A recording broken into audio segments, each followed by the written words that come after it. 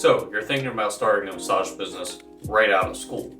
There are pros to this and there are cons, but we're going to go over both of these in this video so you can make an informed decision after. We're also going to go over having a massage business while you're working for another employer. So with that in mind, let's dive right into the pros of starting a massage business right out of school. The first pro is you're going to have total freedom of your schedule. You're going to be able to make your own hours, take off when you'd like, and schedule clients whenever you'd like. And alongside with setting your own schedule, you're going to be able to build the type of practice you want. Whether you want to do more of the sports medicine side, whether you want to do more of the relaxation and spa side, it's really up to you. Pro number 2 is you get to keep the majority of your income except for overhead or whatever expenses you have to pay. When you work for an employer, they're likely taking a good chunk, and for most big franchises like Hand & Stone's, Massage Envy's, you're only keeping anywhere from 20 into the low 30s of a percentage, which is relatively low, and it requires you to have a high work volume and a full schedule to be able to pay your bills. Pro number 3 is you're going to start building your clientele early, so straight from day one, your name's going to be out there and you're going to be building clientele. This is going to give you more time to be able to build your book, because it will take a while unless you already have a steady influx of clients waiting to see you. And pro number 4, you're going to learn essential things early, like taxes, building a business, and other things like bookkeeping, etc. It's good to learn these things early because it takes a minute to learn and get a handle of, and there's a lot of trial and error with it unless you have somebody to help you. And pro number 5, it kind of forces you to go all in.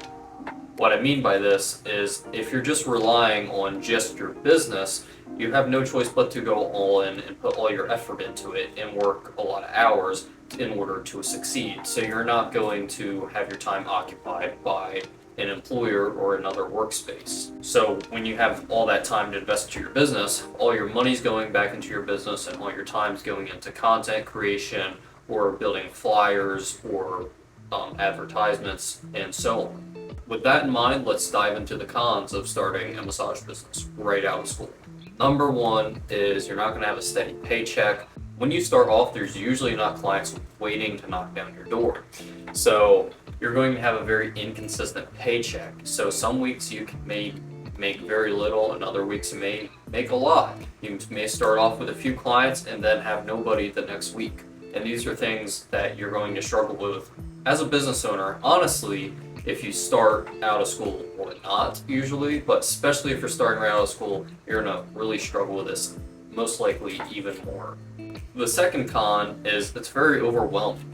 Starting right out of school, you're going to have to do all the formalities yourself and figure them out. You have to figure out licensing, you're going to have to figure out whether you want to do LLC or not and go that route. You're going to have to do your EIN. And these things aren't too relatively complicated, but they can be a lot at first when you're starting out.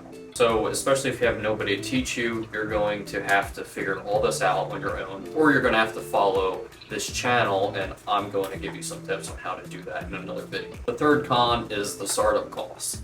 You can do this 2 ways. A lot of people take out a lot of credit cards and they go into significant debt to build a very nice place. When I started my business, I didn't take out any credit cards or anything like that because I had already worked for about a year and a half at another establishment, and I started with a very little room and not much in it, but I had the bare minimum and it worked. So it wasn't very fancy at first, but I didn't use any credit cards or anything.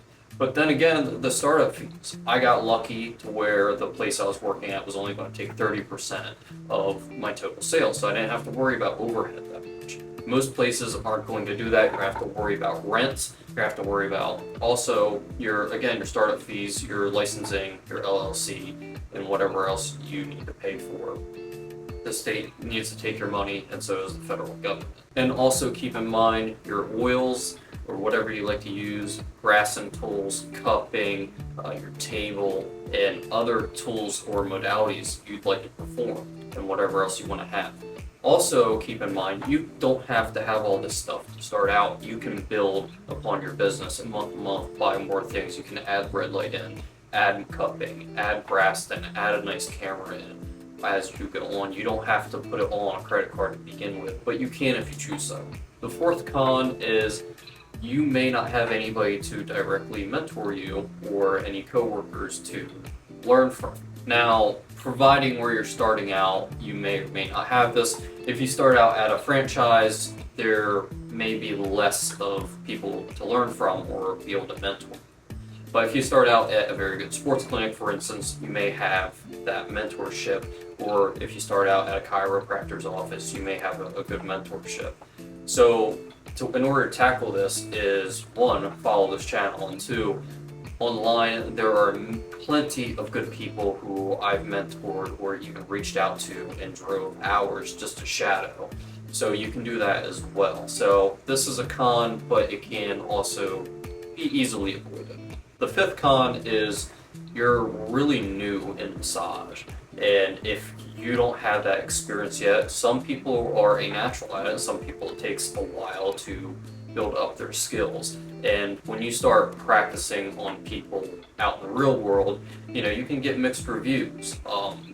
So just keep that in mind, that if you start at a franchise and get your feet wet, or another employer, you're going to have a higher volume. You're going to be able to get in the trenches, get your hands on a lot of people, versus when you have your own clinic, it's going to be a lot harder to get your hands on people and get that skill set and that time and practice your skills. So the final takeaway here is, if you're ready to hustle, you're ready to go, and you don't mind the challenges ahead, go for it. But what I did personally is I worked at a franchise for a while. Even though I did not like it, I got my hands on a lot of people. While I was at that franchise, I started my own business.